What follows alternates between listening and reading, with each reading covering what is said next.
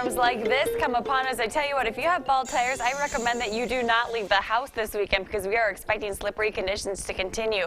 Taking a look from Manitou Springs, we're still getting some snow there, and you can see the icy and snow-covered roads along Manitou Avenue. Taking a look off toward the North Gate and I-25, still some snow in that part of the city. Also, Pueblo West, starting to see the snow winding down a little, but it's still falling, which means additional accumulations are expected. Storm Tracker 13 Live HD Doppler radar still showing a pocket of light snow around Colorado Springs. Heavier snow, though, falling near Florence, Canyon City, and just off to the west across central and western portions of Fremont County. We'll have to keep a close eye on that.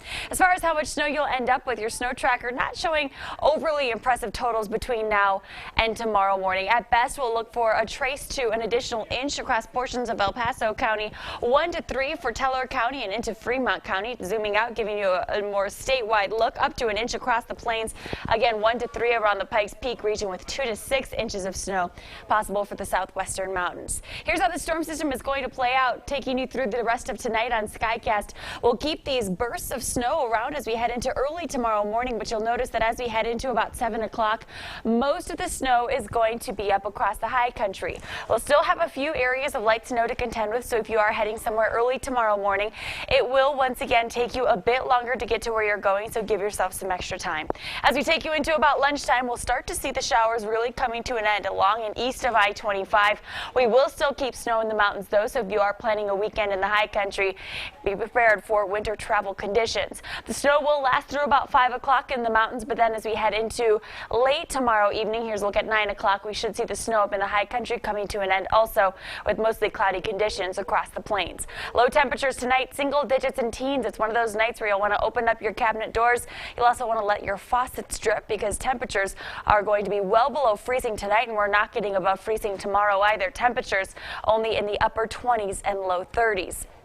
Taking you through your 7-day forecast, temperatures on Sunday still cool, but at least will be above freezing. Sunday we will wake up to dry conditions. However, another wave pushes through, brings some light snow to the area. Sunday night we could have a few snowflakes falling for your Monday morning drive. Temperatures, though, back in the 40s and 50s as we head from Tuesday into Friday of next week, so some nicer weather heading our way. In Pueblo, 29 tomorrow, 37 on Sunday with temperatures in the 40s Monday, Tuesday, back in the 50s Wednesday, Thursday, and Friday. And I tell you what, the 50s sound awfully nice right about now. Canyon City, 32 tomorrow. We'll hit 40 on Sunday. Just a 10% chance for a few snowflakes Sunday. I don't anticipate that we'll see much in the way of accumulation, though, as that wave moves through. And in Teller County, 31 degrees tomorrow, 33 on Sunday with temperatures dropping into the 20s Monday, back in the 40s Wednesday, Thursday, Friday. But the moral of the story is if you're heading someplace early tomorrow morning, be prepared. We are still tracking a lot of ice and a lot of snow-covered roads that will slow you down. Jason, Heather, back to you. All right, thanks, Rachel. And we continue to hear from those who were near the area when all of this began this morning. Yeah, we're on the phone now with Carol Ann Vigil. She had to spend hours today in a shelter-in-place at the TCF Bank, which is near that building where the shooting happened. And Carol, take us back to that moment when you first arrived at the bank and the door was locked when an officer told you to go inside. You know, you guys, I initially went there to cash my check and had to go back out to my car, and all of a sudden this officer is yelling across the parking lot, telling me to get back in the bank. At that point, the bank had already locked its doors and had already sucked shelter, and so I was told to, like, go against the wall and skim across to the back of the bank and bang on the window, and they eventually let me in, where we spent about 5 to 6 hours before the FBI